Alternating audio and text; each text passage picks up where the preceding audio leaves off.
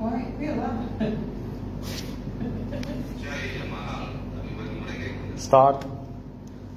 Thanks already. Okay. While you go, I read this verse. Yeah. Thank you so much. God bless. Okay. I just want to first share.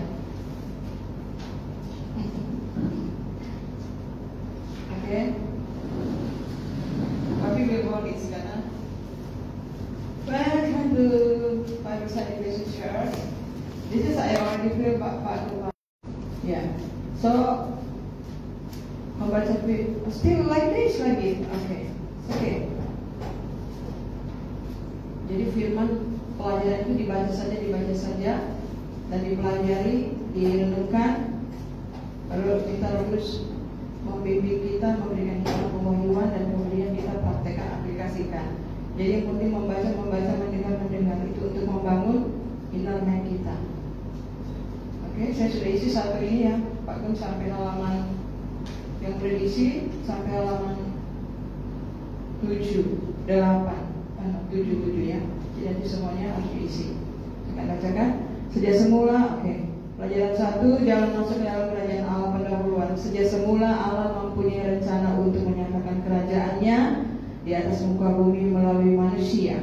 Allah menciptakan manusia untuk kemuliaannya. Manusia diciptakan sebagai makhluk yang termulia menurut gambar dan rupa Allah, hampir sama seperti Allah, serta diberi kuasa untuk menguasai segala ciptaannya. Sayang oleh tipu daya iblis, manusia memilih untuk berbuat dosa, memberontak kepada Allah, menderita dan menanggung berbagai akibat dosa. Tetapi oleh kasih-Nya Allah telah memperdamaikan manusia dengan dirinya melalui Yesus Kristus yang mati di kayu salib. Dengan demikian terbukalah jalan bagi manusia untuk masuk ke dalam kerajaan Allah. Kerajaan Allah.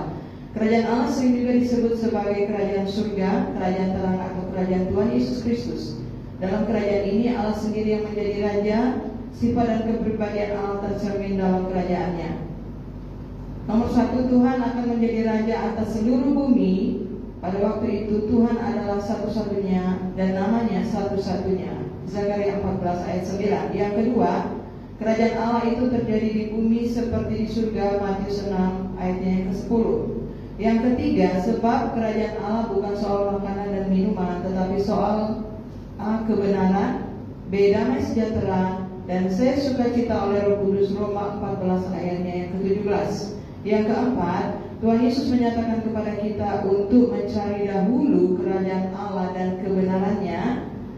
Apa akibat kalau kita semua mencari hal itu terlebih dahulu? Di Matius 6 ayat 33, maka semuanya akan ditambahkan.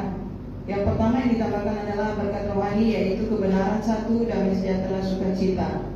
Menyusul Tuhan memberkati pekerjaan kita, kebutuhan pokok primer kita akan selalu tercukupi. Buktinya ada makanan minuman di rumah itu sudah lebih dari cukup. Yang B, rancangan Allah atas manusia.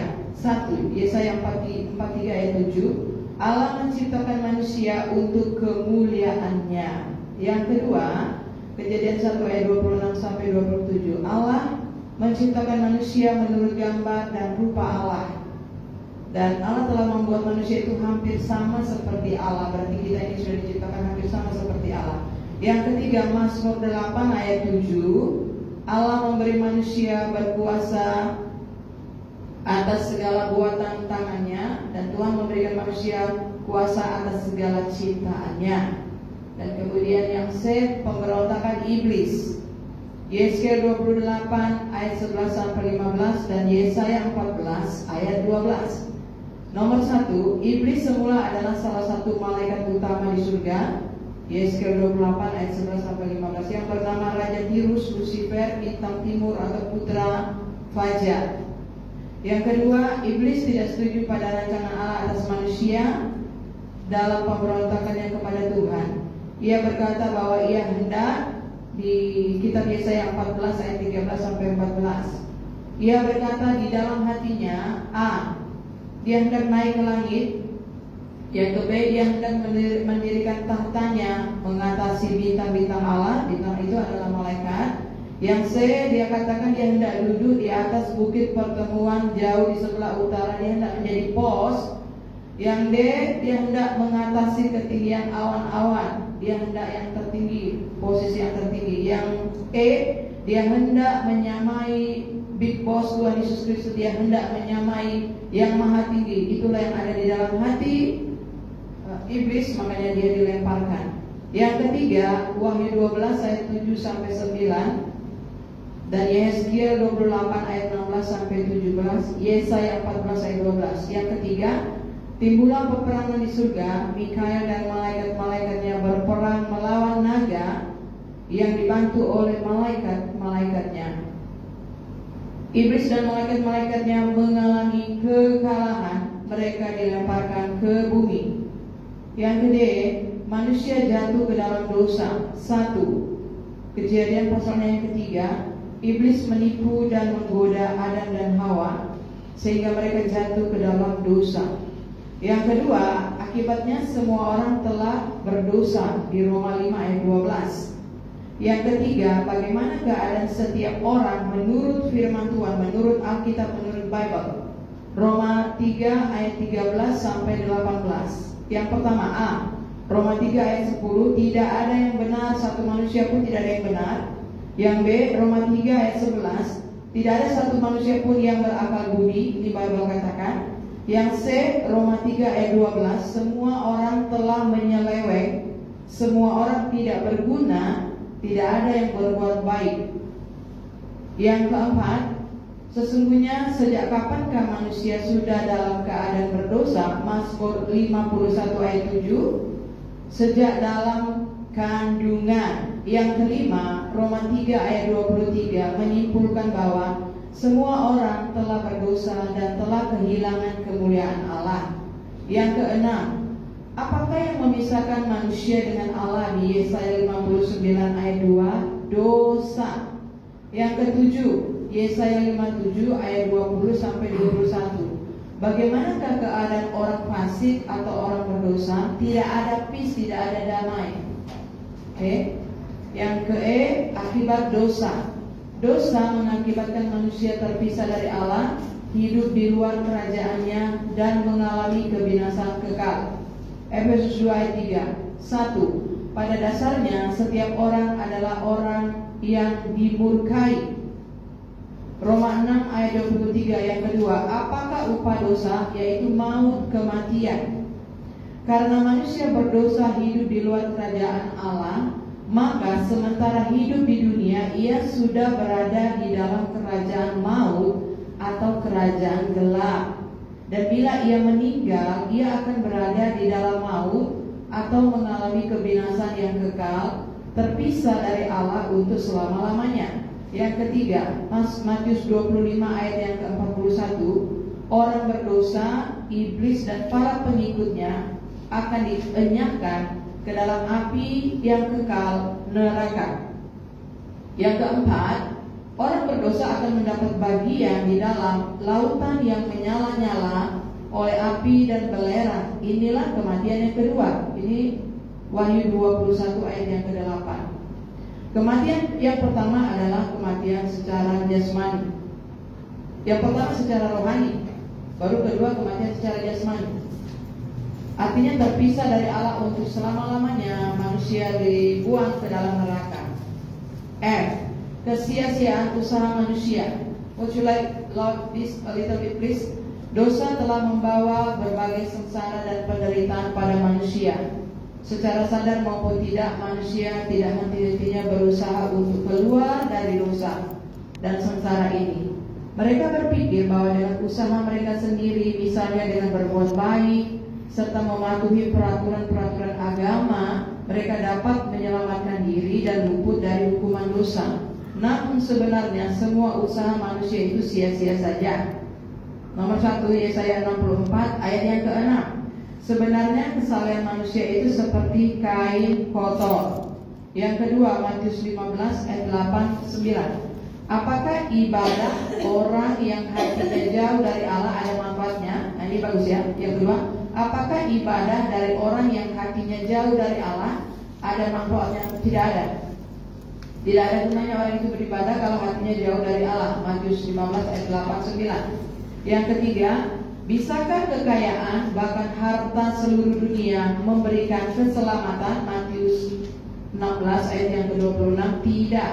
Yang keempat, Efesus 2 ayat 8, dapatkah keselamatan itu diperoleh karena hasil usaha atau pekerjaan kita? Tidak. Yang kelima, Roma 3 ayat 20, dapatkah kita diselamatkan dengan melakukan hukum Taurat? Tidak. Yang keenam, Filipi 3 ayat 6 dan 1 Timotius 1 ayat 15. Rasul Paulus mengatakan bahwa ia menaati hukum Taurat tanpa cacat di Filipi 3 ayat 6. Tetapi dia katakan di antara orang berdosa, dialah yang paling berdosa. Itu di 1 Timotius 1 ayat 15. Kesimpulannya adalah, jelaslah bahwa segala usaha manusia, baik melalui perbuatan amal, kekayaan maupun kesalehan, tidak dapat menyelamatkan dirinya dari hukuman kekal. Manusia sesungguhnya tidak berdaya untuk menyelamatkan diri sendiri. G. Yesus satu-satunya jalan masuk ke dalam kerajaan Allah. Allah mengasihi manusia. Ia tidak menginginkan seorang pun mengalami kebinasaan kekal, terpisah dari Allah untuk selama-lamanya. Ia menghendaki manusia hidup bersamanya dalam kerajaannya yang kekal. Oleh karena itu, ia mengaruniakan anaknya yang tunggal, supaya barang siapa yang percaya kepadanya tidak binasa, melainkan beroleh hidup yang kekal. Yohanes 3 ayat 16. Yesus Kristus adalah kasih karunia atau anugerah atau hadiah Allah bagi manusia. Seseorang diselamatkan bukan karena usaha atau kebaikannya, tetapi karena kasih karunia Allah. Kasih karunia itu adalah anugerah, adalah pemberian cuma-cuma yang sebenarnya manusia tidak layak menerimanya. Cuma-cuma karena Yesus Kristus telah membayarnya pada kayu salib. Yesus Kristuslah satu-satunya jalan keselamatan bagi umat manusia. Ia adalah pribadi kedua Allah Tritunggal yang telah menjadi manusia. Dalam keadaannya sebagai manusia, ia telah mati disalibkan untuk menyelamatkan manusia dari hukuman maut. Kematiannya pada kayu salib memperdamaikan manusia dengan Allah. Ia dikuburkan pada hari ketiga, bangkit dari kematian. Kuasa maut telah dikalahkannya selama 40 hari.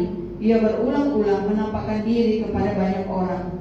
Pada hari yang ke-40 ia kembali ke surga. Ia berjanji akan datang kembali dan membawa umatnya ke dalam kerajaannya yang kekal. 1 Efesus 2 ayat 8-9. Sebab karena kasih karunia kamu diselamatkan oleh iman. Itu bukan hasil usahamu, tetapi pemberian Allah. Itu bukan hasil pekerjaanmu. Yang kedua, keselamatan. Kisah Rasul 4 ayat 12. Keselamatan tidak ada di dalam siapapun juga selain di dalam Dia Yesus. Sebab di bawah kolong langit ini tidak ada nama lain yang diberikan kepada manusia yang olehnya kita dapat diselamatkan. Yang ketiga, Yohanes 14 ayat 6. Yesus berkata, Akulah jalan dan kebenaran dan hidup. Tidak ada seorang pun yang datang kepada Bapa kalau tidak melalui Aku. Yang keempat, Yohanes 1 ayat 14, firman, yakni Yesus itu adalah Allah, firman itu adalah Allah. Yohanes 1 ayat 1, firman itu telah menjadi manusia.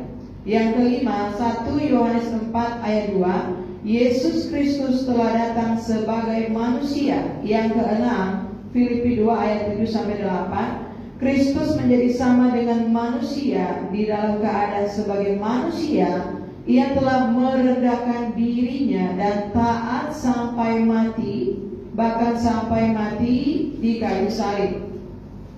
Yang ketujuh, Kristus telah mati untuk segala dosa kita.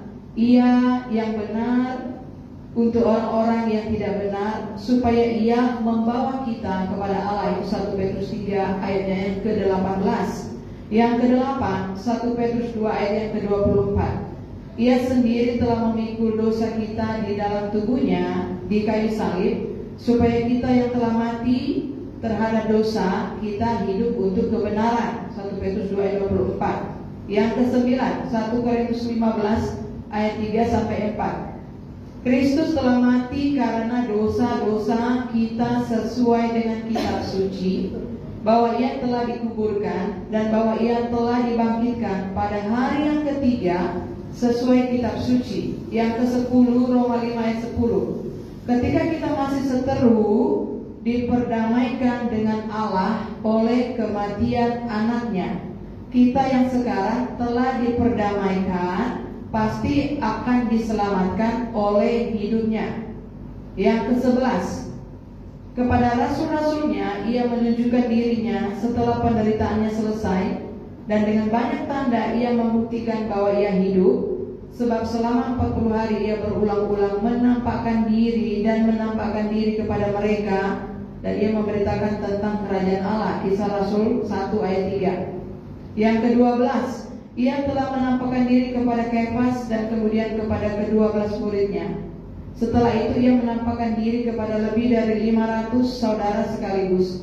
Selanjutnya ia menampakkan diri kepada Yakobus, kemudian kepada semua rasul. Itu di 1 Korintus 15 ayat 5 sampai yang ke-7.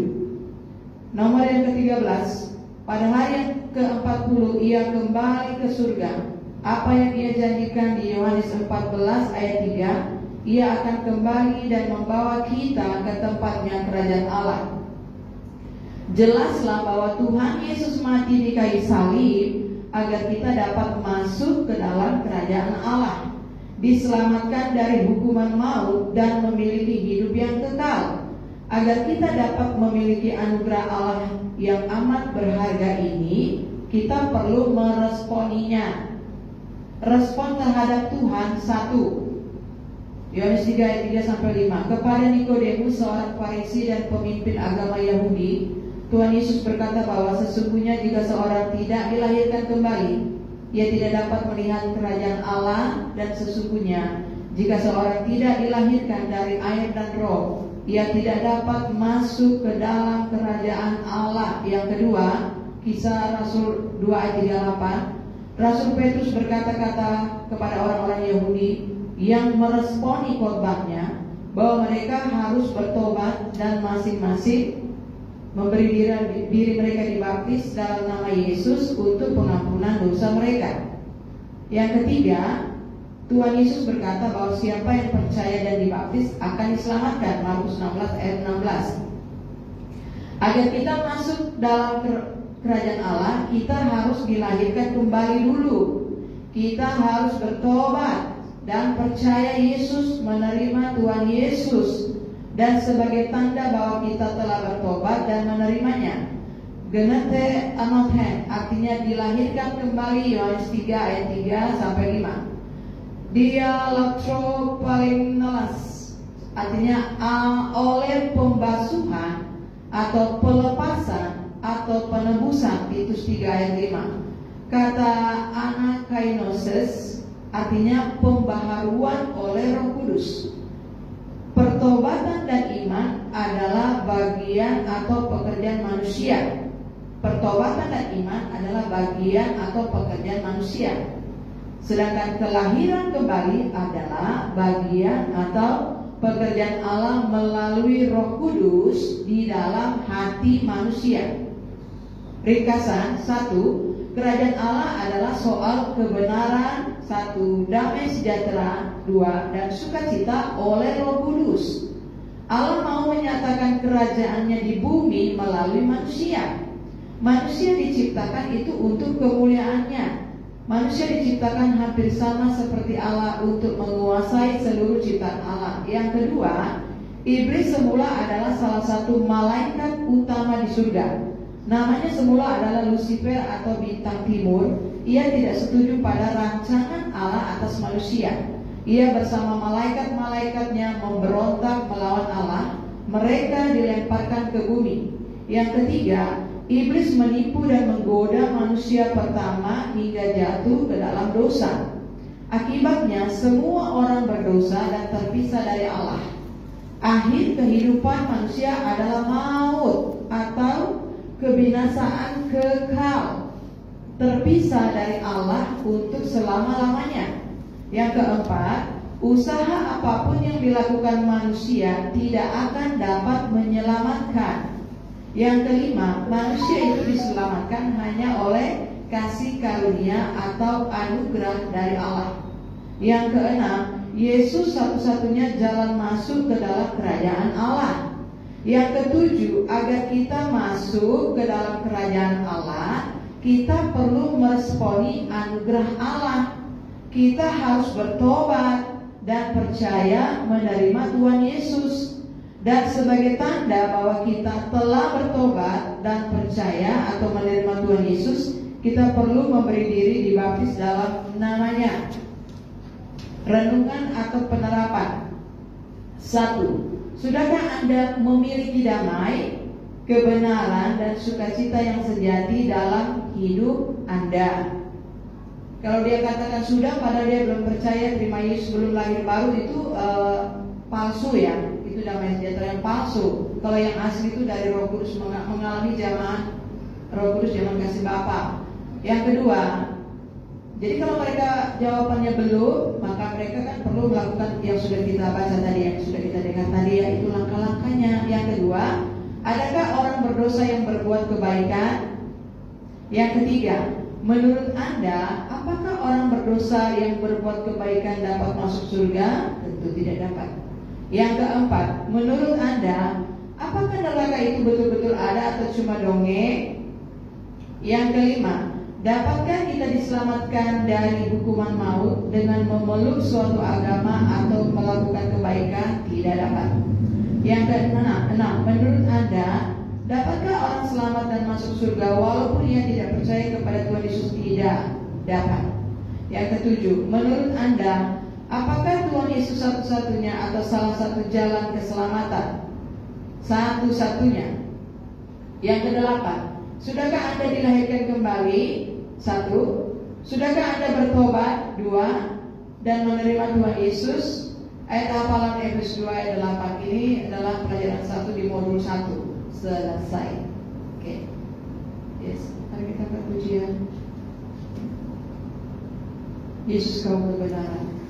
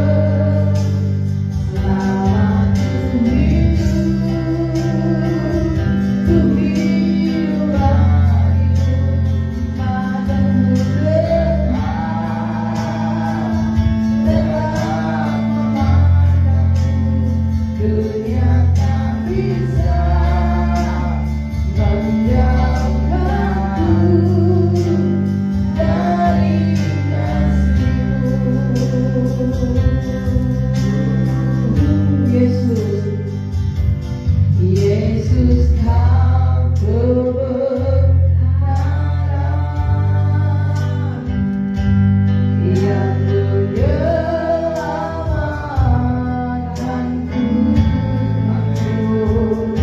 Kau memberikanku hidup dan pengharapan.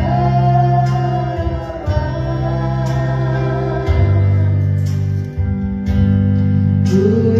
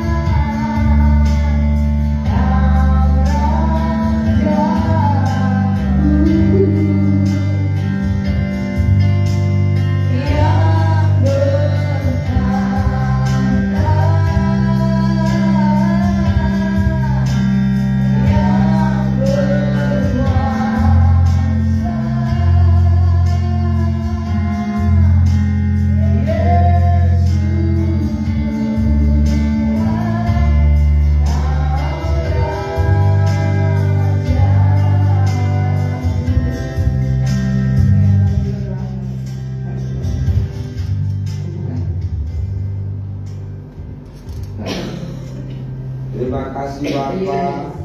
Kami bersyukur malam hari ini kami bisa bersama-sama bersekutu memuji menyembah Tuhan, mendengarkan firman-Mu. Itu anugerah yang besar di dalam hidup kami. Biarlah Tuhan memberkati ibadah ini awal pertengahan sampai akhirnya. Hidup dengan darah dan kuasa-Mu, urapi kami semua, urapi hamba-hamba-Mu yang melayani. Biar nama-Mu ditinggikan dan dimuliakan. Kami tahu saat kami beribadah kepada-Mu Tuhan, ada kuasa-kuasa kegelapan yang tidak senang. Kami tolong kami hancurkan dalam nama Tuhan Yesus Kristus. Kami izinkan kuasa Roh Kudus yang ambil bagian ibadah kami pada malam hari ini. Kami siap beribadah kepada-Mu Bapa yang baik. Kami buka ibadah ini dalam nama Tuhan kami Yesus Kristus. Kami sudah berdoa dan mengucap syukur. Haleluya. Amin. Hatiku rindu. Apakah saudara rindu melayani Tuhan? Amin.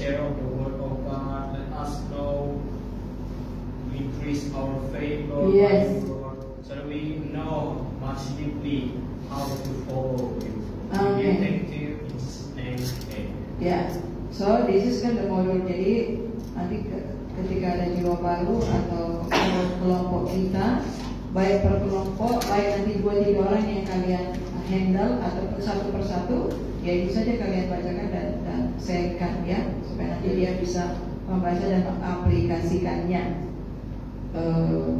Jadi kalau kita tidak mempelajari dari awal sampai selesai modul ini, maka kita tidak akan dapat pewahyuan, karena Tuhan itu nggak kasih kemurahan ya. Jadi harus taat, harus mengikuti pelajaran ini karena 3,5 tahun kan murid Yesus. Untuk STT saja 5 tahun sekolahnya, ya kan? 5 tahun Kristen.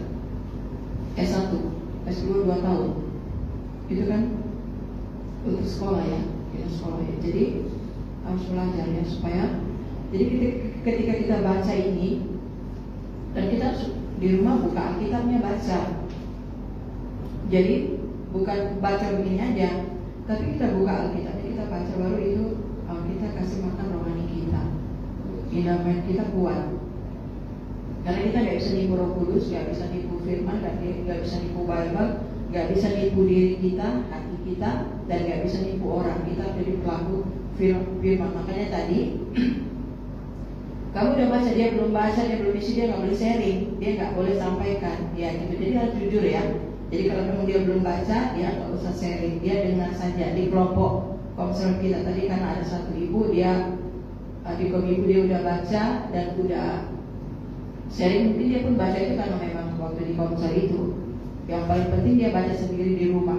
Jadi ini yang paling penting judulnya. Dia harus baca di rumah, Alkitabnya dia harus buka, kita juga buka Alkitab kita baca. Jadi kita sama-sama jujur di hadapan Tuhan. Jadi kalau kita tidak baca Alkitab, kita tidak usah sharing, kita dengar saja, gitu ya. Jadi kalau sudah baru bisa gitu Pak. Jadi supaya membuktikan kalau kita ibadah KKR, ibadah umum, ibadah perayaan, ibadah KKR itu pertumbuhan rohaninya hanya 0 sampai 10%. Ibadah KKR ya, ibadah KKR, ibadah perayaan, ibadah umum lah, ibadah apa saja itu ya, baik di gereja maupun di mana-mana itu ya ibadah kan. Dari kita kecil besar kan kita ibadah, itu pertumbuhan rohaninya 0 sampai 10%.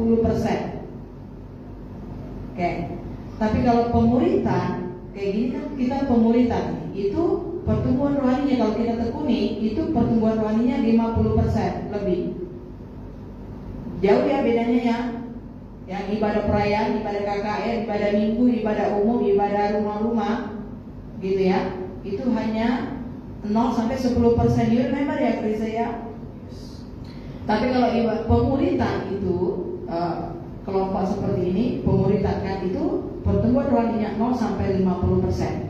Tapi kalau mentor satu persatu, kayak kita punya mentor itu, kita selain kita ikut pelajarannya, kan, kita ikutin semua pelajarannya, berapa tahun kita ikutin yang pelajaran ini, terus kita di mentor pribadi kan, didoakan, nah itu pertumbuhannya di atas 50%. Oke, mungkin bisa 75%.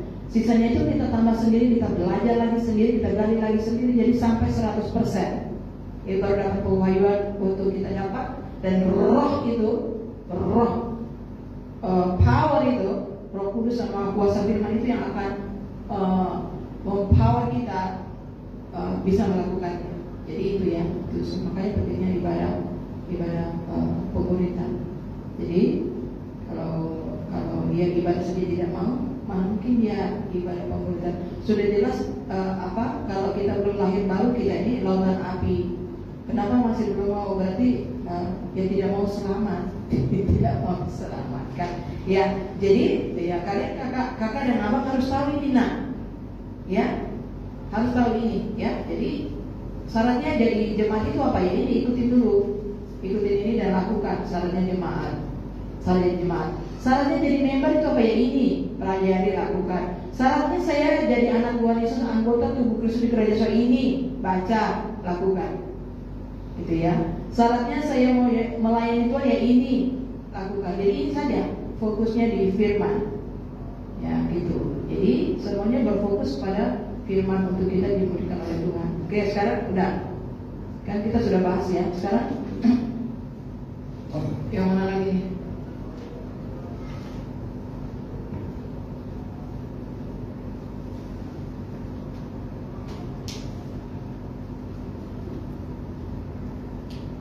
Kalau kita nomor 4 ini kan, kita harus mencari dahulu kerajaan Allah. Kemudian kita udah buka firman Tuhan kemarin Timotius ya. Orang yang awalnya mungkin dia sibuk mencari kerajaan Allah, dia tinggalkan ibadah dan dia tidak fokus lagi untuk mencari kerajaan Allah ya. Dia akan hilang kebenarannya, dia akan hilang peace-nya, dia akan hilang sukacitanya. Bahkan dia sudah jatuh di lembah-lembah kecelakaan yang ada di 1 Timotius kemarin itu ya. Yang itu coba kita buka.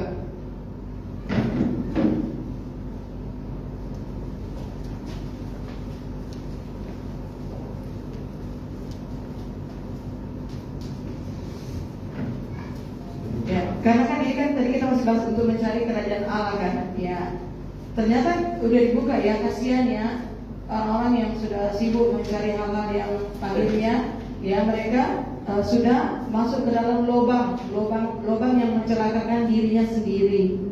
Ya, kalau bukan kerajaan Allah, bukan ibadah, bukan hal-hal rohani yang mereka kejar, gitu ya, hal-hal mungkin kekayaan atau apa, ternyata mereka itu ada di dalam lubang. Ya, kita 1 Timotius ya, Chris.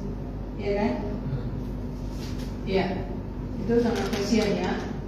Jadi makanya firman ini harus dibuka kepada jemaat itu, mungkin saya pikir ya, itu loh. Ya, adil ya kan? Biar semua mendapatkan. Iya, jadi kan di sini kan, karena ini kan kita sampai di nomor 4 kan, perintah Tuhan Yesus kan, ya kan Bang? Coba Bang baca. Tuhan Yesus menyatakan kepada kita untuk mencari dahulu kerajaan Allah dan kebenarannya, Matius 6 ayat 33. Apa akibatnya kalau kita mencari hal itu terlebih dahulu? Semua akan ditambahkan kepada kita. Kebutuhan pokok primer, asalkan sudah ada kebutuhan pokok primer, itu sudah cukup. Apa gunanya engkau kejar semuanya, engkau dapat sukses, karir, title, pangkat, terkenal, ya semua engkau dapatkan di dunia ini, tapi engkau gak dapatkan kerajaan Allah, bahkan jiwamu binasa ya. Jadi kita harus tetap fokus di nomor 4 setiap hari. Kita harus cari kerajaan Allah melalui baca Alkitab, pribadi dan ibadah. Karena 1 Timotius 4 kan yang berguna itu ibadah. Ibadah itu adalah melatih kesalehan, melatih kekudusan, melatih kesetiaan. Itu ibadah itu. Melatih. Karena kan mau tinggal di surga nih kan. Nah, mau tinggal di surga kan. Jadi makanya pelatihan itu ibadah. Jadi arti ibadah itu adalah melatih ketaatan, melatih kekudusan, melatih kesetiaan. Itu bersihkan hati pikiran. Karena untuk tinggal di surga selama-lamanya kan itu harus kudus. Jadi makanya Tuhan bilang yang berguna di bumi itu hanya ibadah. Karena ibadah ini mengandung janji masa kini maupun masa yang akan datang. Jadi dengan ibadah ini, roh kita ini dicas, jiwa kita ini dibersihkan oleh firman. Karena waktu ibadah kita dengar firman. Firman itu satu apa? Mengajar. 2, menyatakan kesalahan. 3, menyatakan kesalahan berarti bongkar dosa. Dosa, kutuk, masa lalu, masa sekarang itu bongkar dosa. Baru dosa diakui, baru ditutup oleh darah Yesus kan, dijaga pintu. Baru 3, memperbaiki kelakuan kita, ya. Jadi baru yang 4, mendidik kita dalam kebenaran. Kita menjadi Titus. Oh, kita menjadi jemaat. Kalau kita nanti sudah ada pelayanan, sudah ada anggota jemaat yang mau menjadi murid seperti ini, berarti itu namanya kita udah jadi naik pangkat jadi Titus, Filemon, Timotius. Kalau belum ada jiwa-jiwa yang kita muridkan secara teratur seperti ini, ya contohnya papi atau mami kan, ada konser begini, kalian mau jadi murid, berarti mami papi ini jadi Titusnya Tuhan Yesus, jadi Filemonnya, jadi Timotiusnya Tuhan Yesus di gereja. Begitu loh Bang. Ya. Kalau belum berarti kita hanya member dari murid. Nanti kalau sudah ada komsel yang secara teratur, baik itu nanti entah sekolah minggu, remaja, kaum muda yang kalian ajarkan dan kalian muridkan secara teratur, berarti kalian sudah menjadi Titusnya Tuhan Yesus, Timotiusnya Tuhan Yesus, Filemonnya Tuhan Yesus di gereja oleh Bapak Rohani. Nah, begitu ya. Nah, itulah namanya murid. Baru namanya kita murid. Jadi carilah dahulu kerajaan Allah kan. Jadi setelah kita buka ini kemarin firman Tuhan dibuka di sini, baru saya kaget ya, gitu ya. Ternyata kalau karena hal-hal yang lain, oke kan? Coba ayat yang ke-6 kan? Ini kan mencari kerajaan Allah kan dalam hal ibadah. 1 Timotius 6 ayatnya yang ke-6. Jadi ini referensinya ya. Mencari kerajaan Allah kan itu kan di ibadah, di persekutuan pribadi maupun bersama-sama. 1 Timotius 6 ayat 6 di sini ya. Nah, di sinilah orang-orang tidak taat kepada firman ini. Ya kan? 2-3. Memang ibadah itu kalau disertai rasa cukup memberi keuntungan besar. Dia tidak ada rasa cukup. Roh tamak, kerakusan itu masuk itu. Itu roh tamak, roh kerakusan. Ya, udah masuk ke dalam dirinya sehingga dia tidak lagi cari kerajaan Allah.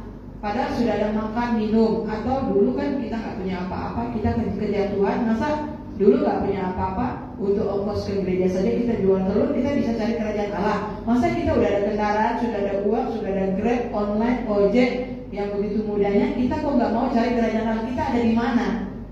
Ada, kamu ada di mana? Ya, udah telanjang, udah masuk semua setan-setan roh jahat ke dalam dirinya, bahkan dia sembunyi di semak belukar, bahkan dia menutup dirinya dengan daun pohon ara untuk menutupi pakai kebenaran sendiri. Salah Adam, ya, kau jangan tutupi itu. Dosa semuanya bisa ditutupi dengan darah Yesus. Makanya disembelihlah itu domba. Jadi sama juga dengan ini ya. Ternyata tidak pernah merasa cukup. Jadi kalau kita tidak isi hati kita dengan firman Tuhan, ini dia akan rakus terus. Rakus harta, rakus jabatan. Makanya Rasul Paulus itu dia tinggalkan jabatannya, karirnya, karena nggak dapat apa-apa dia. Sampah itu, dia nggak dapat peace di hati. Tapi sejak dia ketemu Yesus, dia ada peace di hati. Dia ada peace. Perhatikan kalian firman Tuhan ini ya, karena kalian akan mengajar. Ya, fokus kalian sama firman ini, karena kalian yang mengajar. Iya kan? Iya. Jadi bukan pelayanan itu yang buat kita rohaninya kuat, tidak, firman yang kita baca. Memang pekerjaan itu sama usaha itu bisnis bisa itu penting, tapi penting firman sama jadi ibadah. Makanya kita dikasih otak untuk berpikir, dikasih hikmat untuk mengatur waktu kita. Kalau sekolah saja kita bisa sekolah dari SD sampai SMA sampai kuliah, kita bisa sekolah dari pagi sampai sore hanya untuk pengetahuan di otak. Tidak ada hubungannya. Ya, kita penuhi semuanya. Ya, pelayan kita bisa, tapi kita tidak mengisi roh kita. Tuhan kan nggak kenal, nanti kan rugi. Kalau untuk yang sekuler saja, untuk otak saja kita bisa kerja duduk berjam-jam. Itu nggak ada gunanya kan, hanya guna untuk kepentingan duniawi dan juga hanya untuk kepentingan perut. Setelah itu dimakan dan keluar lagi dari kamar mandi. Tidak ada hubungannya dengan manusia roh. Untuk bisa kasih sukacita, damai sejahtera, peace, nggak ada. Baru untuk keselamatan yang akan datang nggak ada sedikit pun itu, nggak ada. Tapi kan ibadah ini firman Tuhan, kebenaran itu, ya kan? Jadi ibadah. Terus ayat yang ke-7, sebab kita tidak membawa sesuatu apa ke dalam dunia, dan kita pun tidak dapat membawa apa-apa keluar. Jadi kita lain ini telanjang.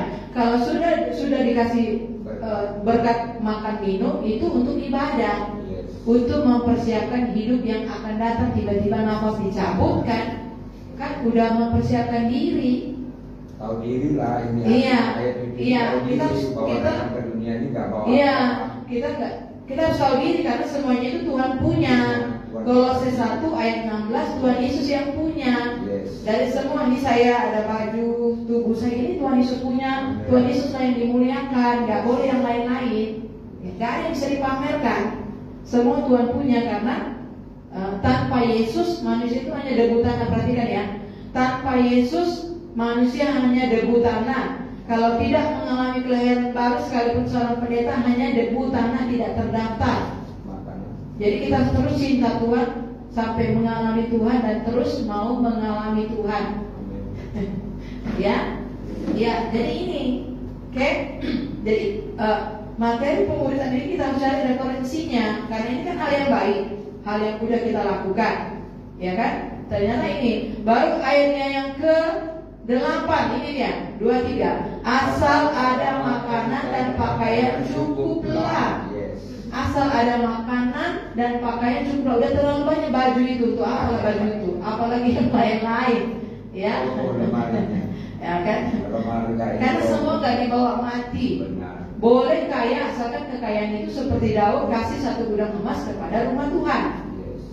Contohnya Raja Salomo diberi pangkat raja atau presiden kan, dia kekayaan itu kan dia gunakan kan untuk bangun rumah Allah, bangun gereja loh. Rumah Allah kan gereja, untuk bangun gereja. Jadi boleh nggak kaya? Boleh.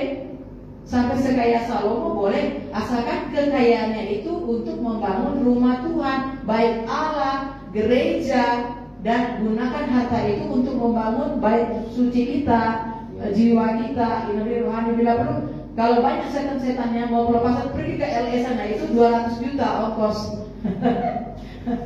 Ya, jadi gunakan kekayaan itu untuk inner healing. Kalau kita nggak ada uang sana, baca Alkitab. Enggak ikut modul. Ikut modul. Iya. Paket hemat. Iya. Iya kan? Jadi, ya. Asal ada makanan dan minuman kan sudah cukup. Jadi kalau tidak cukup, itulah roh ketawakan itu, roh kerakusan itu, nggak pernah puas, tidak akan pernah puas. Semua akhirnya itu yang kalau jadi artis terkenal uang banyak, dia akhirnya bunuh diri karena dia terus lapar dan haus, semakin lapar dan haus, semakin banyak uangnya semakin panas. Itu naga itu, semakin panas dan dia semakin merasa kosong. Ngeri itu, ngeri ya, ngeri ya, semakin hilang semuanya naturalnya itu. Akhirnya dia bunuh diri, depresi, gak ada yang tahu. Karena ketika kita punya harta itu roh mamon, kesombongan. Baru uang itu roh mamon, harta itu roh kecantikan, kesuksesan itu roh lusi itu, roh dunia itu hilang, ya kan? Jadi inilah asal ada makanan dan pakaian cukuplah, ya kan? Jadi itu roh. Makanya dia kejar-kejar pun sampai ada dia begini ya, udah juga bilang, aku dulu sibuk cari uang, kerja sana kejar sini. Akhirnya sekarang aku butuhkan tiap minggu atau tiap hari 30 juta. Tiap minggu aku butuh 30 juta untuk membayar treatmentku atau pengobatanku. Yang kedua, anak-anakku tidak ada memperhatikan aku. Perhatikan waktu dia hidup, apa yang dia tabur. Apakah dia gunakan untuk ibadah melayani Tuhan? Dia ajak anaknya untuk ibadah dan melayani Tuhan dan cinta Tuhan. Dan diajarin modul pemberitaan. Iya, itu. Ayo nak, kasih perpuluhan. Ayo nak, kasih orang miskin. Ayo nak. Jadi ketika mereka memberi, mereka dapat peace. Dan mereka sudah menanam yang benih yang baik, menolong orang miskin, orang susah, kita tolong. Nah itu kan namanya mengajarkan dia kebenaran. Sehingga dia ada peace, diberkati oleh Tuhan. Karena kan dia cinta ibadah, begitu kan? Kan di luar Yesus kan hanya debu tanah, sampah. Ya jadi kalau kasusnya kayak gitu, ibu sudah menabur apa? Menabur angin, jadi ibu menuai badai. Jadi itu pelajarannya buat ibu-ibu. Iya, menuai jaga terakhir. menuai badai, ya kan? Nah ini semua gimana? Contohnya kan dia menabur apa? Kenapa dia nggak mau isi? Makanya dia kalau jatuh, oh ya baca dulu, baca. Bertobat lakukan ini di rumah masing-masing. Oke, ya kan? Jadi dia pertama kerakusan, roh ketamakan itu. Jadi dia nggak pernah puas. Jadi itulah neraka juga tidak pernah puas. Biarpun sudah miliaran dia tidak pernah puas. Itu roh-roh neraka sudah masuk dalam dirinya. Roh-roh neraka, roh-roh dunia, roh mamon sudah masuk. Tapi kalau memang Roh Kudus yang udah masuk, firman yang udah masuk, dia ada makan minum, dia udah cukup. Dia nggak perlu cari hiburan, karena hiburan itu kan gak ada sejahtera. Sudah didapatkan hiburan. Karena ayat 9 itu kekayaan. Baru ini ayat 9 ya. Tetapi mereka yang ingin kaya terjatuh ke dalam pencobaan satu. Ya, jadi dia nggak mau cari kerjaan Allah lagi, dia tinggalkan, dia carilah sesuatu mamon ini, ketenaran atau apalah ya namanya kan. Oke, fokusnya ke situ kan, ya kan. Jadi dia sudah jatuh ke dalam pencobaan. Dia sendiri yang mencobloskan dirinya, lompat bunuh diri ke dalam lubang pencobaan. Itu lubang-lubang jalan neraka itu. Pencobaan itu bukan dari Tuhan, tapi dari dirinya sendiri. Satu. Tapi ujian baru dari Tuhan. Iya. Kalau Abraham diuji itu baru menyerahkan anaknya kan. Satu ya, udah jatuh, berarti dia sendiri yang bunuh diri, menceblungkan dirinya ke dalam lubang pencobaan. Itu lubang alam ya kan, bukan surga. Kedua, ke dalam jerat dan ke dalam berbagai nafsu yang apa itu semua setan, polis, RD udah masuk. Kedua, ke dalam jerat dan ke dalam berbagai nafsu yang hampa. Nafsu keinginan mata, keinginan daging, keinginan keangkuhan hidup. Biar dilihat nanti kau punya tas Hermes, kau punya baju cantik, kau punya tubuh yang cantik, emas mau digelang-gelang ini itu ya. Padahal nanti kan kayak dibawa yang makan itu emas nanti siapa? Si pelakor atau iya kan? Ya kan, udah jatuh ke dalam jerat dan berbagai nafsu yang hampa itu roh dan yang mencelakakan. Jadi kalau udah ada di dalam, tinggal usir sendiri, usir kan? Kalau tidak celaka nanti. Ya, Oke, nafsu-nafsu yang hampa dan yang mencelakakan. Mencelakakan ya. Jadi roh-roh itu yang akan mencelakakan. Bikin selingkuh, pelakor, berkelahi, selisih ini, kebangkrutan, semua nggak ada. Hilang kebenaran, hilang joy, hilang damai sejahtera. Ya kan? Makanya enak pun dia nggak ada ucapan syukur, ya, karena udah hilang. Karena kan roh kerakusan, ketamakan itu. Ini apa? Jerat berbagai-bagai nafsu yang apa itu? RJ itu, roh kedagingan itu. Kemarahan, egois, banyak itu ya, bisa ratusan. Dan yang mencelakakan, ya kan? Bukan dari siapapun, dari dirinya sendiri, tapi nanti salahkan orang salah baru. Yang menenggelamkan manusia ke dalam keruntuhan dan kebinasan. Tadi sudah jatuh ke dalam lubang, kemudian berbagai-bagai RJ itu menimpa dia, masuk ke dalam dirinya, dan itu semuanya mencelakakan. Setelah itu semuanya menenggelamkan dia, berarti ditenggelamkan di dalam tanah lumpur dosa, udah ditenggelamkan dia oleh RJ itu. Dia selain masuk lubang, dia tenggelam lagi di dalam manusia, di dalam keruntuhan dan kebinasaan. Ya, jadi dia pikir dia setiap minggu di gereja, tubuhnya padahal dia jiwanya, rohnya sudah tenggelam. Kasihan. Ya, jadi gak ada yang bisa selamatkan dia kecuali Yesus. Dia sendiri harus setia sama Yesus. Gak bisa main-main. Makanya pentingnya pemulihan. Iya. Jadi kalau dia diselamatkan, kemarin aku udah di lumpur dosa, terus kau main-main sama ibadah, kau sudah di situ lagi. Sekarang kau panggil aja Yesus lagi selamatkan. Jangan panggil pendeta. Karena kan Anda sendiri yang menjatuhkan diri Anda. 100 kali pun Anda panggil pendeta, Anda dosa dengan pendeta, Anda taat. Sedangkan taat saja bisa bolak-balik jatuh. Terus Anda sendiri yang menjatuhkan diri, masa Anda mau panggil pendeta, pagi siang malam telepon pendeta, doakan Anda, terus Anda sendiri yang menjatuhkan diri, baru nanti Anda mau salahkan gereja, pendeta. Nah, tidak dipersut dalam itulah namanya RJ itu udah masuk.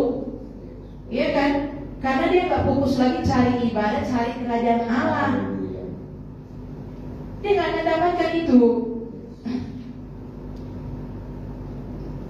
Dan menenggelamkan manusia ke dalam keruntuhan dan kebinasan. Tidak bisa lagi, orang dia sudah tenggelamkan dirinya, tinggal mati dia ke mana itu yang Lukas 16 itu. Makanya dari awal itu bertobat semua, masih banyak lagi dosa-dosa yang belum ditangani, bertobat gitu loh. Kan? Makanya pelajaran modul tadi kan dari 1 sampai selesai itu, apakah Anda percaya ada neraka itu? Apakah Anda percaya ada surga itu? Iya. Iya, nggak bisa main-main itu. Kalau memang sudah diselamatkan, kita udah dipindahkan ke kerajaan Allah. Kita sendiri yang menjatuhkan. Makanya baca firman ini 1 Timotius 6. Yes. Gitu, ya kan? Baru ayatnya yang ke-10.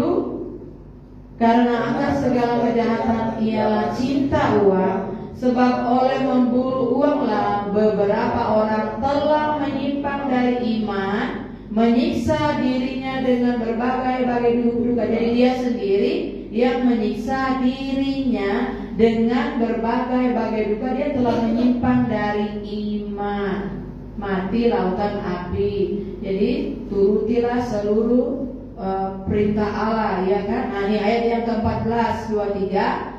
Turutilah perintah ini dengan tidak bercacat dan tidak bercela hingga pada saat Tuhan kita Yesus Kristus menyatakan dirinya. Jadi kita harus turut ini sampai Yesus jemput kita. Sebelum Yesus jemput kita harus lihat Yesus. Nah, kita jumpa Yesus terus tiap hari. Kita harus lihat surga itu apa, rumah. Papi kan udah lihat ada taman surga, tapi kosong. Kemudian itu kan harus dibangun. Lahan itu harus dibangun. Terus tadi papi lihat rumah mainan, itu rumah. Waktu aku preaching ya, papi lihat rumah.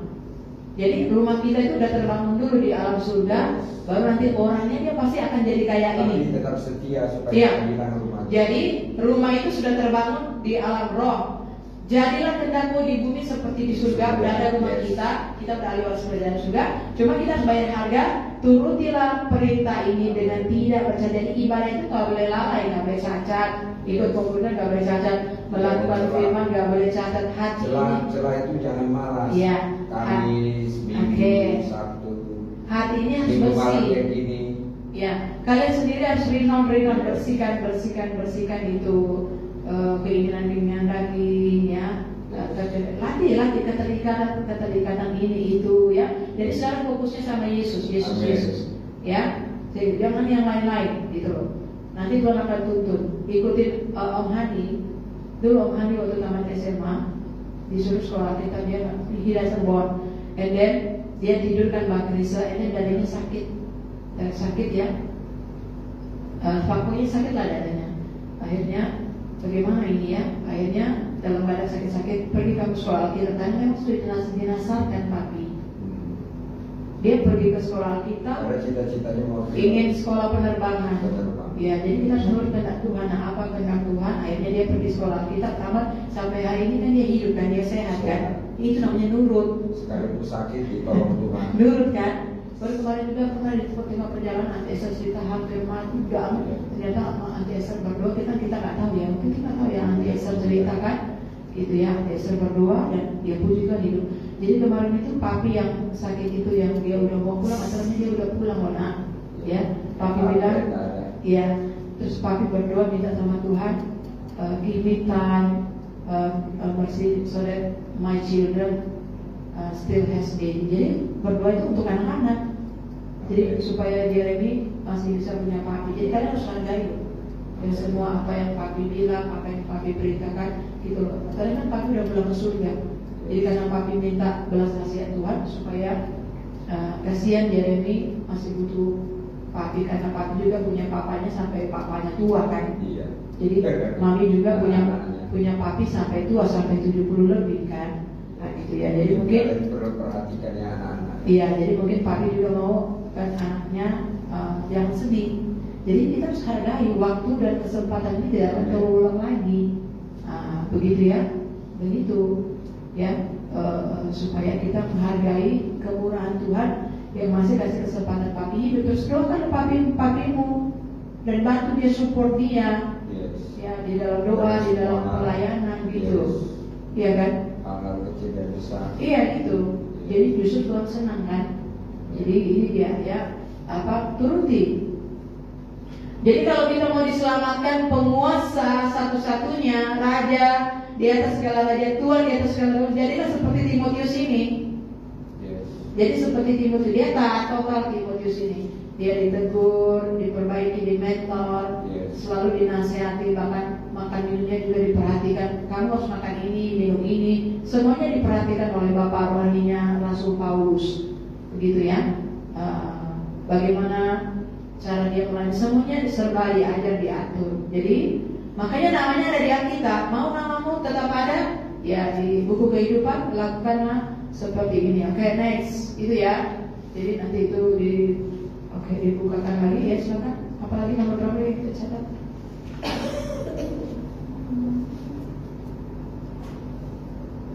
Ini ayatnya banyak ya, tapi kalau cuma sekedar baca tidak nanti tidak menjadi satu motivasi di dalam diri.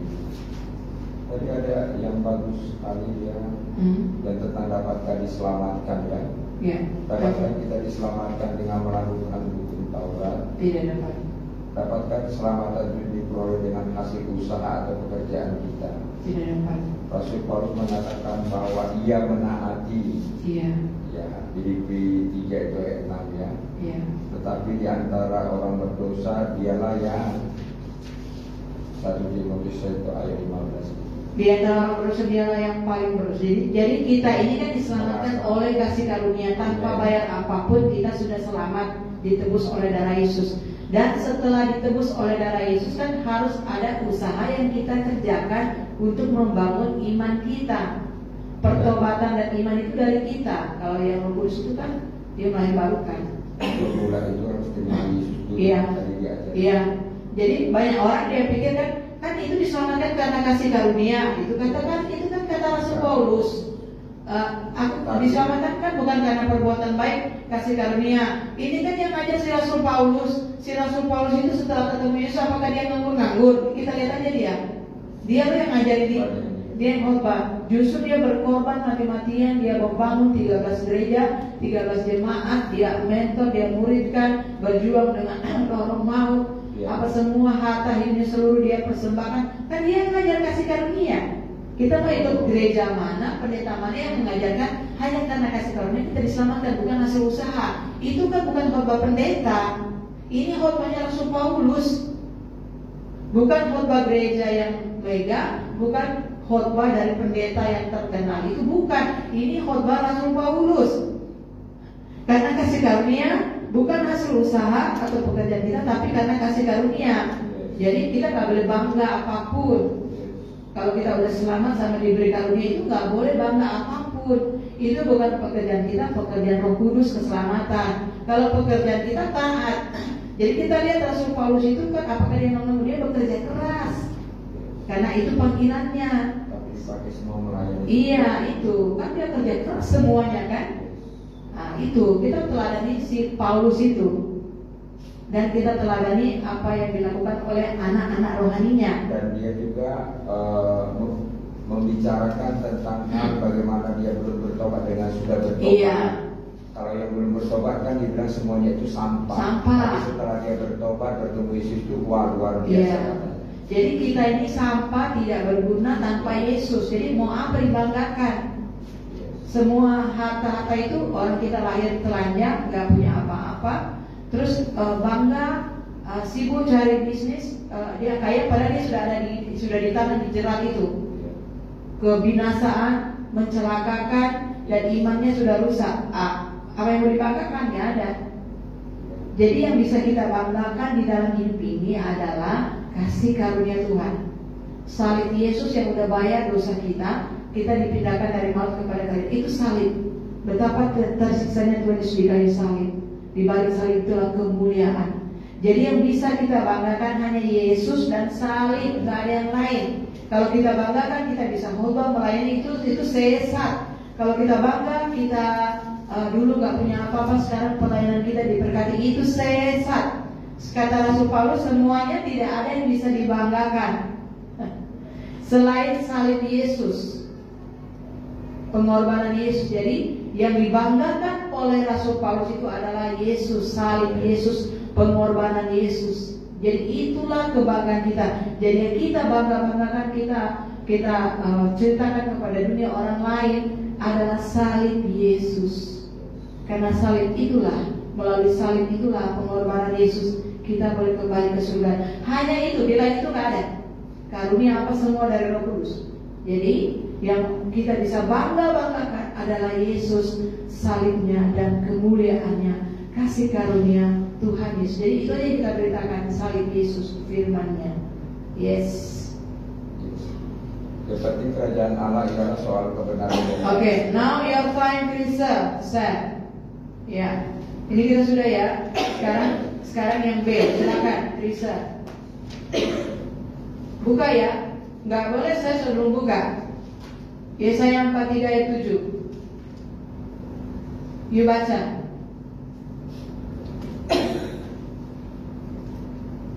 Yesaya 43 ayat 7.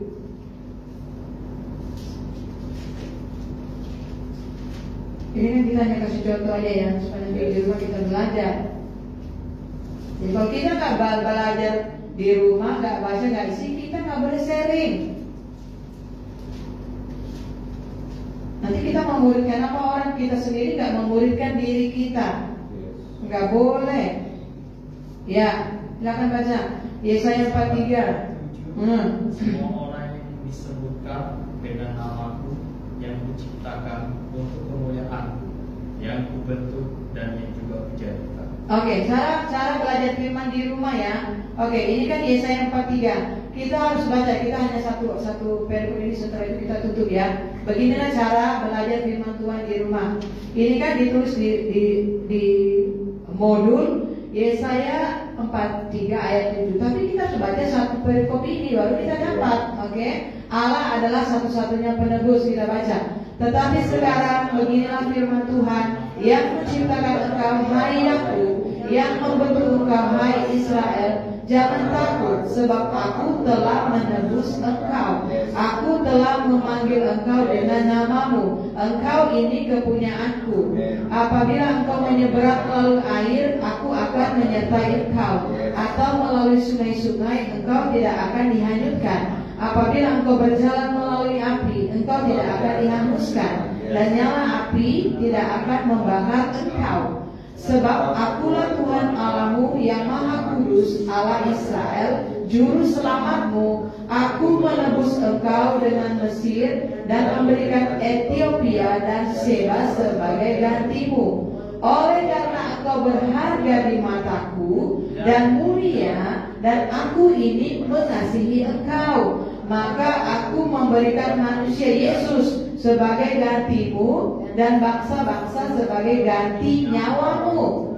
Janganlah takut, sebab aku ini menyertai engkau. Aku akan mendatangkan anak cucumu dari timur, dan aku akan menghimpun engkau dari barat. Aku akan berkata kepada utara, berikanlah, dan kepada selatan, janganlah tahan-tahan. Bawalah anak-anakku laki-laki dari jauh, dan anak-anakku perempuan dari ujung-ujung bumi. Semua orang yang disebutkan dengan namaku, yang kuciptakan untuk kemuliaanku, yang kubentuk dan juga kujadikan. Baru kita dapat pewahyuan. Oh, ternyata kan saya ini diciptakan untuk kemuliaannya. Kalau di sini kan ada yang 4. Oh, kenapa Tuhan mau menebus saya? Karena saya ini berharga. Kembali lagi Kejadian 1 ayat 26, diciptakan serupa segambar dengan Allah, dan melalui kelahiran baru roh kita hidup. Jadi kalau orang belum dijamah Tuhan, itu dia hanya debu tanah. Jadi tanpa Yesus itu debu tanah. Jadi apa mau disombongkan? Jadi kita kan harus kejar-kejar Yesus, cintai ibadah dan cari kerajaan Allah. Karena kan kalau kita nggak cari kerajaan Allah, kita ini kosong. Diri kita apa? Nggak ada isinya. Itu tadi, ya, roh itu, ya, semak belukar duri.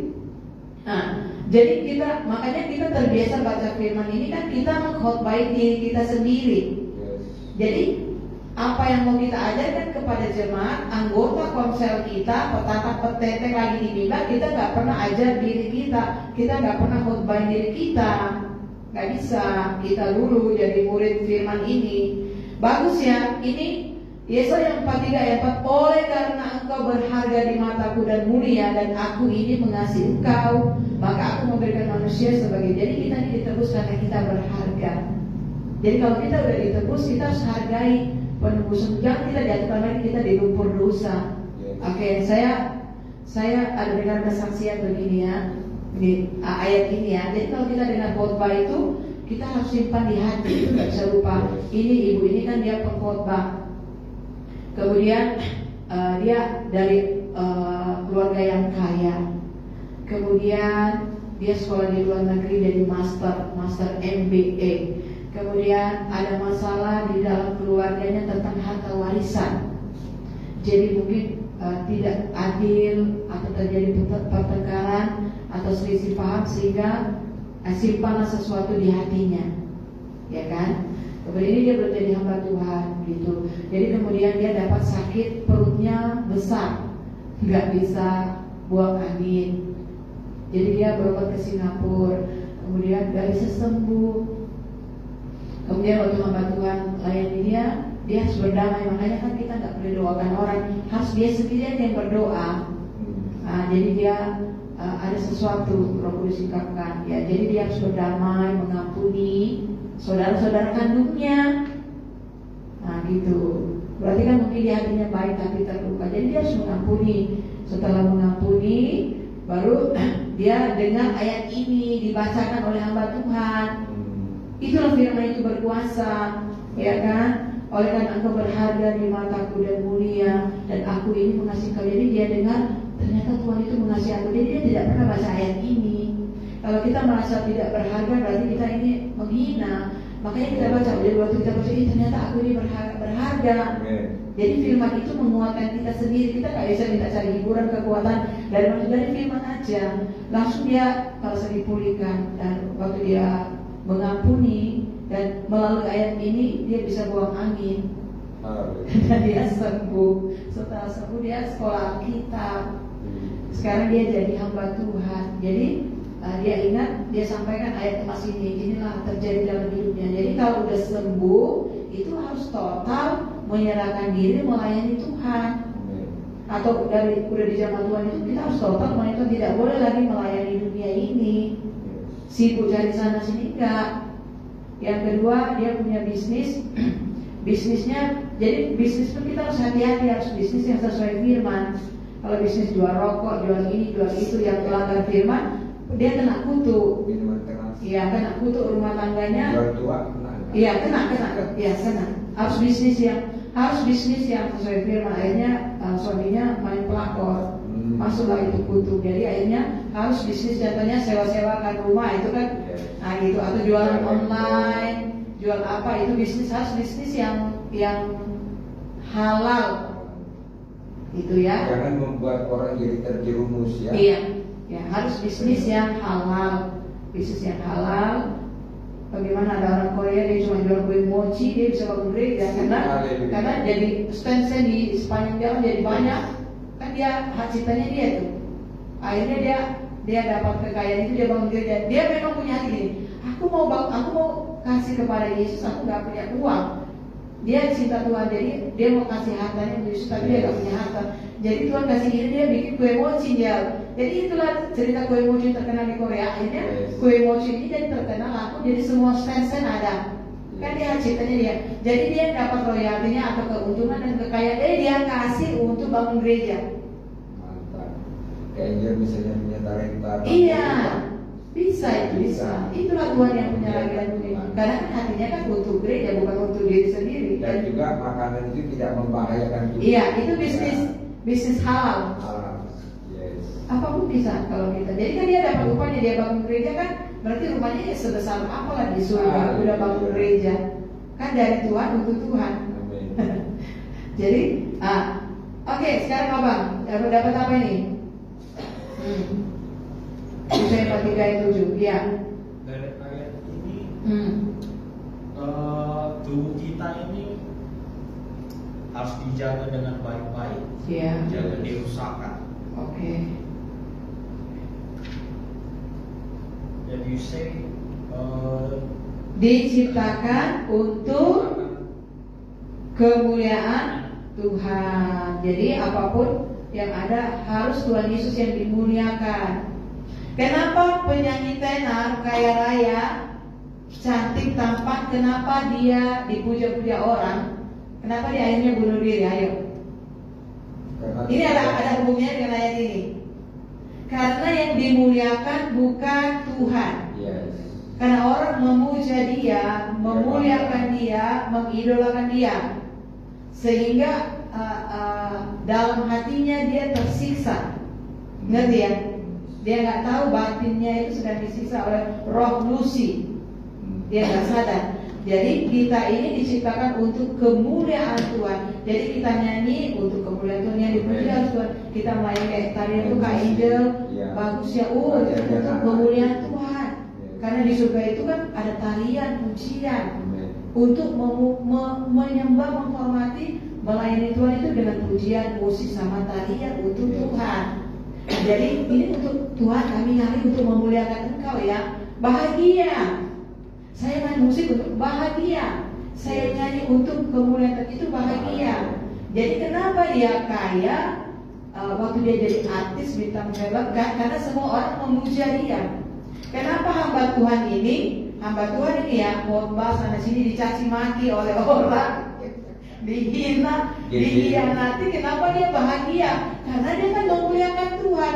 Jadi di hatinya itu dikasih joy, tadi itu kebenaran, joy, peace. Makanya berapa angkatan, nanti kalau kalian melayani, berapa banyak angkatan yang mengkhianati, itu proses, bukan untuk kepahitan. Jadi kita mengalami, kayak gini sakit sedihnya Yesus dikhianati ya. Terima kasih Tuhan, bukan untuk kepahitan. Sakitnya ku di sini itu untuk memurnikan kita, semakin cinta Yesus, semakin rendah hati. Aduh sakitnya aku mengampuni Tuhan, itu proses. Tapi bahagia. Kenapa pendeta-pendeta, kenapa Rasul Paulus ini di penjara pun dia bahagia? Karena dia penuh dengan joy. Semakin menderita dia semakin besar peace-nya, semakin besar joy-nya, semakin besar kebenarannya. Itu gak bisa dibeli, itu Roh Kudus yang kasih. Ngerti ya? Jadi kenapa itu pendeta-pendeta di kampung-kampung itu, kenapa dia bahagia? Kan dia ada peace. Makanya dia cuma makan ubi, dia peace, dia ngapain sibuk-sibuk. Kenapa yang di kota-kota terkenal dia malah bunuh diri? Kan dia tersisa. Jadi apapun yang kita lakukan, kita muliakan Yesus, maka kita nggak akan dikejar roh itu. Peace, peace, peace. Nah gitu ya. Jadi kita ini diciptakan untuk kemuliaan. Jadi kalau kita nyanyi jadi artis Yesus itu penyembah berlutut di rumah, itu artisnya Tuhan Yesus. Berlutut menyembah, di gereja kita pas harus menyembah Yesus. Kita memuliakan Tuhan Yesus. Pujian kita pelayan altar itu Yesus yang dimuliakan. Jadi hati-hati loh. Jadi kalau untuk perform itu ketahuan.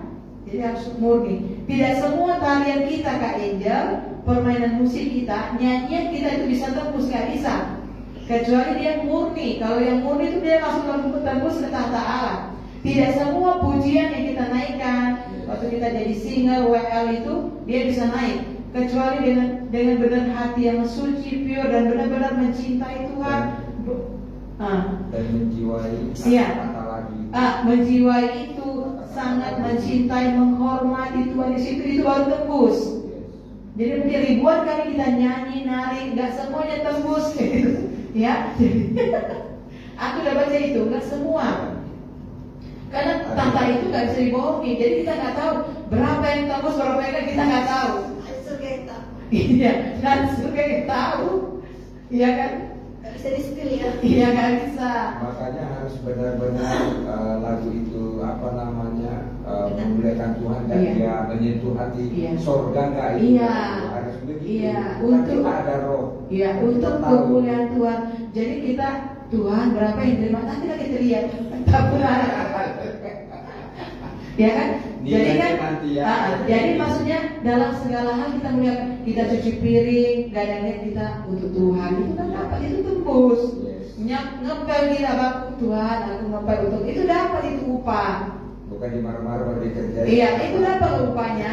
Jadi mungkin kalau yang altar gak dapat kan banyak lain dapat. Kejarlah itu, kejar itu. Waktu kita baca firman itu dapat upahnya. Baca firman ini itu bahan untuk rumah, pujian, penyembahan, doa, melayani, memberi perkembangan, itu bahan-bahan.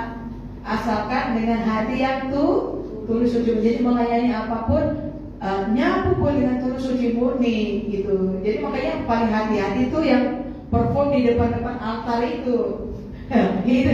Itu banyak hilang upahnya. Makanya ibu tua yang di sudut sana nggak pernah pelayan altar, rumahnya besar karena dia yang mendoakan hamba-hamba Tuhan itu, dia mendoakan tim-tim altar. Tuhan itu adil, gitu ya. Jadi perhatikan ya, semuanya harus untuk kemuliaan Tuhan. Nanti kita bahagia. Kalau bukan untuk kemuliaan Tuhan kita nggak bahagia. Jadi itulah kuncinya. Kenapa mereka kaya, gitu ya. Artis rohani pun dia dapat nggak kemudian enggak. Kalau dia rekaman kan dia dapat gaji, dapat upah, dia nggak dapat itu. Jadi benar-benar. Tapi kalau uangnya dipakai untuk bangun gereja mungkin ada. Mungkin lah ya kan. Berarti kan bukan untuk dia. Yes. Untuk Tuhan Yesus kan. Jadi gini kita tutup ya. Dia ini kan artis. Tapi yang 43 ini jangan lupa loh. Iya. Dibilang janganlah takut sebab aku telah menebus engkau. Yes. Aku telah memanggil engkau dengan namamu. Kita sudah dipanggil ya. Yes. Dengan nama kita. Engkau ini kepunyaanku. Ingat baik-baik. Kita ini kepunyaan Tuhan. Papi ini punya Tuhan, bukan punya kita. Mami punya Tuhan. Kalian ini bukan punya mami, punya Tuhan. Jadi kalian sendiri punya iman, pengharapan, kasih kepada Tuhan. Gitu ya. Jadi apapun yang terjadi, ya milik Tuhan. Jadi waktu masih hidup ini lah kita berbuat baik. Yes. Nah gitu loh ya. Bersama-sama lah beribadah. Jangan nanti sudah dipanggil Tuhan baru teriak bisa waktu hidup gak di. Tidak mau dengar. mata buaya. Baru mengandungi kan. Oke, still on. Ya, jangan takut, ini bagus ya. Yes. Nih, jangan takut. Dan ayat 2-nya itu ya, menyeberangi apapun kita Tuhan menyertai. Ingat baik-baik itu ya. Ini ada loh Allah Tuhan diceritakan. Wih, api pun dia bisa lewat. Dia pegang ayat ini. Jadi semua ayat itu bisa dipegang. Bisa dipegang. Jadi waktu ada api apa. Saya senang ini ya. Jangan takut ayat 5. Sebab aku ini menyertai engkau. Aku akan mendatangkan anak cucumu dari timur dan aku akan menghimpun engkau dari barat. Ini kan umat Tuhan ya. Jadi sekalipun kita hanya nomor 1, tapi kita dapat berkat-berkat dari yang lain. Jadi bagaimana caranya kita membaca firman dan membaca modul ayat itu, roh kita sendiri yang diberkati, kan kita dapat peace kan. Jadi firman itu kan Yesus sendiri, gitu ya. Jadi senanglah kita belajar Alkitab ya, kita menjadi murid Tuhan Yesus Kristus. Haleluya. Dan semua akan senang mengikuti modul pemuridan. Yes. Dari kitanya dulu. Terima kasih Tuhan Yesus memberkati. Haleluya, mari kita berpujian.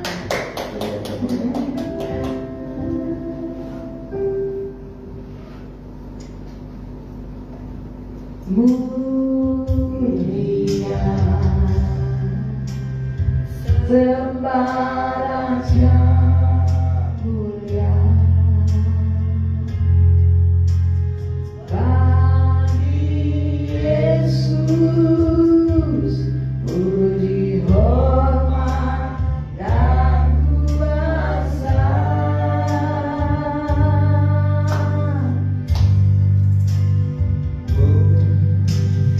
Mulia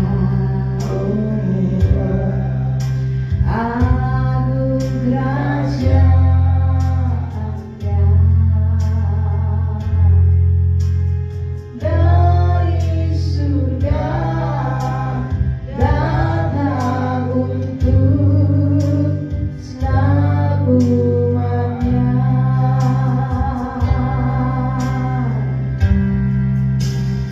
Dipuji, ditinggikan namanya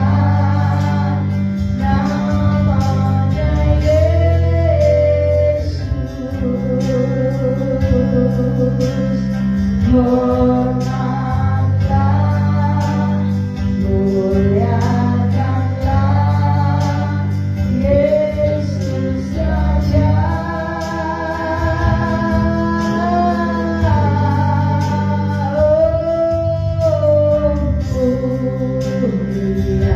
Mulia Yesus, sembah Raja mulia yang telah mati dibangkitkan jadi Raja.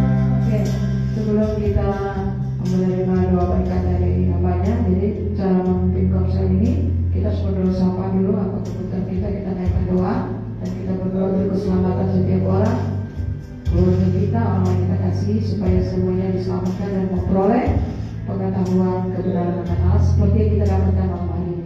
Mari kita berdoa bersama-sama. Terima kasih Tuhan Yesus, kami bersyukur, terima kasih pada malam hari ini.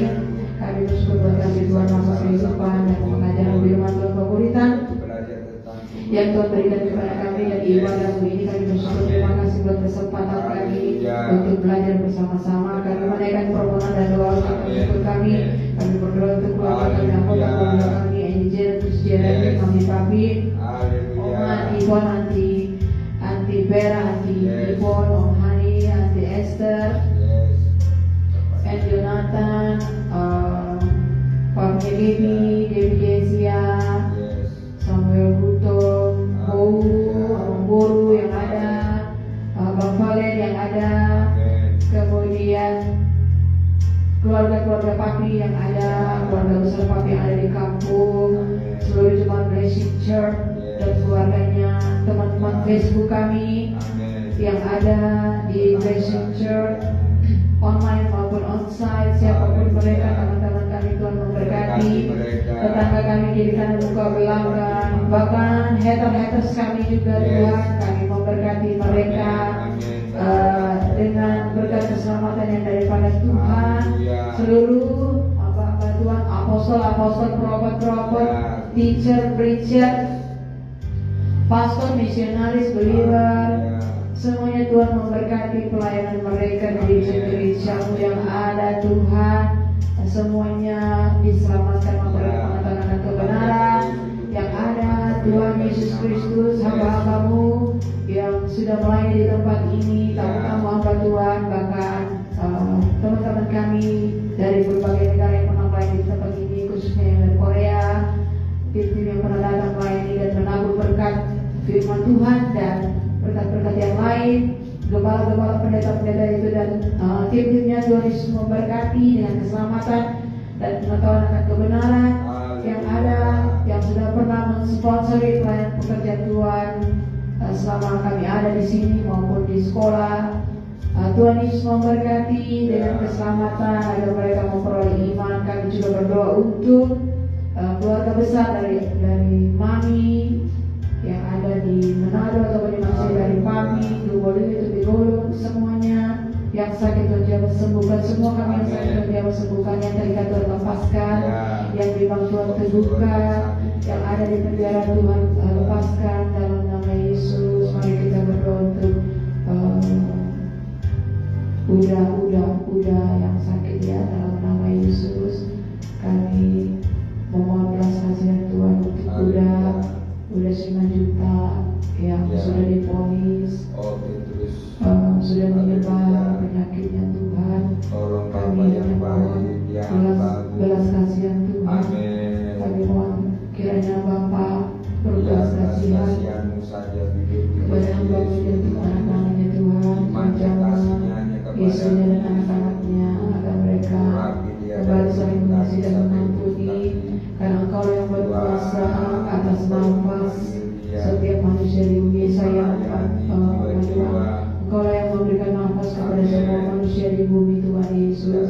Engkau yang memberikan nafas Tuhan kepada semua manusia. Kami ini hanya debu tanah, tanpa orang kami mati Tuhan. Kami hanya bisa mohon belas kasihan-Mu Bapa. Engkau Bapa yang penuh dengan Engkau yang penuh dengan belas kasihan, berbelas kasihan kepada hamba-Mu, kepada anak-anaknya. Jika bukan kehendak Tuhan, biarlah Engkau gagalkan dalam nama Yesus. Kalau dulu-dulu yang menjamah menyembuhkan, akan hamba-Mu berdamai kepada Engkau. Kalau ini adalah warisan-warisan karena penyebab-penyebab berhala dari belakang 1, 2, 3, 4 ke belakang, Tuhan kami mohon pengampunan yang daripada Tuhan. Kiranya Tuhan menjamah berbelas kasihan tubuh jiwanya. Kami serahkan ke dalam tangan pengasihan-Mu, damai sejahtera Tuhan menyertai. Tuhan Yesus Kristus, tidak ada yang mustahil. Kami tidak bisa berbuat apa-apa. Kiranya Roh Kudus yang menolong hamba-Mu ini Tuhan, berkati keluarganya, jemaatnya dan pelayanannya Tuhan Yesus, karena Engkau-lah yang berkuasa atas maut. Tuhan Yesus, Engkau yang berkuasa atas maut. Engkau yang memegang kunci-kunci kematian, kunci-kunci kerajaan maut. Biarlah melalui ini Engkau saja yang ditinggikan, Engkau saja yang dimuliakan, Engkau saja yang disembah. Hidup mati hamba-Mu adalah milik Engkau Tuhan. Seluruh sel-sel tubuhnya adalah milik Engkau Tuhan. Kalau kami mengasihi Engkau, lebih mengasihi Engkau yang akan menyatakan kemuliaan-Mu Bapa kepada kami. Kami ini hanyalah hamba-hamba-Mu yang tidak berguna Bapa. Semua pelayanan dikerjakan oleh Engkau Roh Kudus, oleh Engkau berbelas kasihan Bapa. Terima kasih Tuhan Yesus, terima kasih Roh Kudus. Kami hanya bisa menyembah, memohon belas kasihan-Mu, dan kami sungguh sangat membutuhkan Engkau Tuhan. Tanpa Engkau kami tidak bisa berbuat apa-apa. Semuanya dikerjakan oleh Engkau. Kami percaya doa-doa orang benar besar kuasanya untuk kami terus tekun, hanya berharap iman, mengharapkan kasih kami. Kami menyerahkan seluruh hidup kami, tubuh jiwa kami total kepada Engkau. Baik jemaat-Mu dan hamba-Mu kami serahkan total kepada Engkau. Jadilah kehendak-Mu, kerajaan-Mu terjadi atas gerejamu, atas kami hamba-hambamu di dalam nama Tuhan Yesus, yang bukan berasal dari Tuhan, yang bukan rencana Tuhan, kami gagalkan, patahkan, hancurkan dalam nama Yesus. Kami berdoa untuk pemerintahan kami dari RT, RW, lurah, camat, wali kota, bupati, gubernur, seluruh anggota MPR, DPR, seluruh menteri yang ada, kabinet yang ada, anggota eksekutif, anggota legislatif, anggota DPR, MPR yang ada, TNI, Angkatan Darat, Angkatan Udara, Angkatan Laut, semuanya orang-orang kaya diberkati Tuhan. Tuhan menjamah memberkati mereka, baik yang ada di Indonesia, Sabang sampai Merauke, bahkan yang ada di luar negeri. Tuhan memberkati mereka dengan berkat keselamatan yang daripada Tuhan, agar semuanya memperoleh keselamatan dan memperoleh pengetahuan akan kebenaran dan keamanan bagi bangsa dan negara kami, agar kami dapat hidup dalam kesehatan dan ketentraman. Kesejahteraan kota kami adalah kesejahteraan kami, kesejahteraan bangsa dan negara kami adalah kesejahteraan bangsa dan negara kami, karena kuasa dan otoritas itu Kau tidak berikan kepada pemerintah kami, tetapi Kau berikan kepada gerejamu, kepada para hamba-hambamu, nabi-nabimu, dan para pendoa syafaatmu yang ada di negara ini. Bahkan Tuhan memberkati bangsa-bangsa yang baik hatinya kepada negara kami. Kami memberkati bangsa Israel, bangsa Israel di Yerusalem. Ketika kami memberkati bangsa-Mu, Kau akan memberkati bangsa kami. Ampuni segala dosa dan kesalahan kami Bapa. Terima kasih Tuhan Yesus. Orang-orang yang belum diselamatkan, Tuhan jamah selamatkan. Semua keluarga besar kami, jemaatmu yang belum lahir baru, Tuhan jamah bertemu Tuhan secara pribadi. Berkati bapak-bapak gembala kami, mentor-mentor kami, baik itu ibu-ibu ataupun bapak-bapak yang ada di belakang kami, orang tua kami, Tuhan rohani, bapak gembala, ibu gembala, bapak rohani, ibu rohani, Tuhan pusat kuasa dari berkati mereka, berikan kesehatan, kekuatan, panjang umur, apa yang mereka butuhkan Tuhan berkati. Bahkan bangsa Melbutum yang ada juga Tuhan berkati, anak-anak rohani kami yang ada Tuhan memberkati dengan keboleh. Semua yang sudah melayani di tempat ini Tuhan memberkati dengan berkat yang daripada Tuhan secara khusus Bapa. Berikan kami hati yang murni, jamah kami agar semua kami mengasihi Tuhan dengan segenap hati, segenap jiwa, segenap kekuatan, segenap akal budi, mengasihi Tuhan dan mengasihi sesama. Karena Tuhan mencari orang-orang yang mengasihi Tuhan. Gereja kami menjadi gereja sesuai standar firman Tuhan, Kisah Rasul 2. Kami menjadi anggota-anggota kerja surga, anggota-anggota jemaat yang suci, saleh, takut Tuhan, tekun berdoa, tekun dalam pengajaran firman, tekun dalam berdoa, tekun dalam persekutuan, berkorban, tekun dalam memberi yang terbaik di dalam nama Tuhan Yesus Kristus, tekun memberi yang terbaik untuk pekerjaan Tuhan yang ada, supaya nama Tuhan ditinggikan dan dimuliakan. Terima kasih Bapak. Mari kita berdoa Bapak kami. Bapak kami yang ada di surga, dikuduskanlah nama-Mu, datanglah kerajaan-Mu, jadilah kehendak-Mu di bumi seperti di surga. Berikan kepada kami makanan kami yang secukupnya, dan ampunilah kami akan kesalahan kami, seperti kami juga mengampuni orang yang bersalah kepada kami. Dan janganlah membawa kami ke dalam pencobaan, tetapi lepaskanlah kami dari yang jahat. Karena Engkau yang mempunyai kerajaan dan kuasa dan kemuliaan sampai selama-lamanya. Kami beri. Mari kita terima berkat Tuhan. Arahkan hatimu, pulanglah. Kiranya Tuhan memberkati engkau. Kiranya Tuhan menyinari wajahnya kepadamu. Kiranya Tuhan menghadapkan wajahnya kepadamu hari ini, esok sampai Maranatha. Di dalam nama Bapa, Putra dan Roh Kudus, yaitu Tuhan kita Yesus Kristus yang percaya, katakan amin. Haleluya. Rafikan lo besok les. Les apakah? Bawa aja dulu Pak.